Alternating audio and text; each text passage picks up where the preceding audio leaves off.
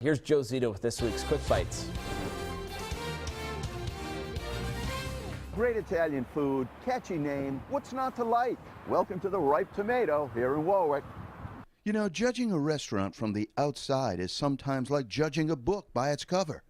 Take the Ripe Tomato located at the busy intersection of Centerville and Post Roads in Warwick, for example. At first look, you might think it's a small Italian deli where you'd pop in for a quick sandwich and some prepared food takeout. Well, think again. Debbie and David Bouchard's 4-month-old gem here in Warwick is a family-friendly, cozy and clean, full-service Italian restaurant. Yes, they're the same folks who owned and operated popular Avalon in Cranston for 10 years. This is like my second home. Everything here is homemade.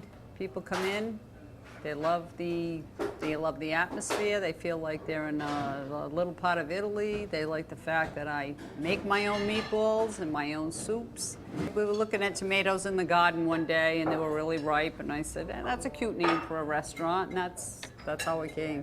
Right out front it says Italian Kitchen. Yes. There's no point complicating things then. No. Fresh ingredients, old world recipes. Yes. And though the name Bouchard is of French descent, both Deb and David have Italian bloodlines too. Her maiden name was Gaglione. But I was brought up Italian, and he was brought up Italian. On the more Italian traditions in Italian food. Yes, it was a beautiful era where folks learned how to cook with Mama and Nana, and not just by watching Giada.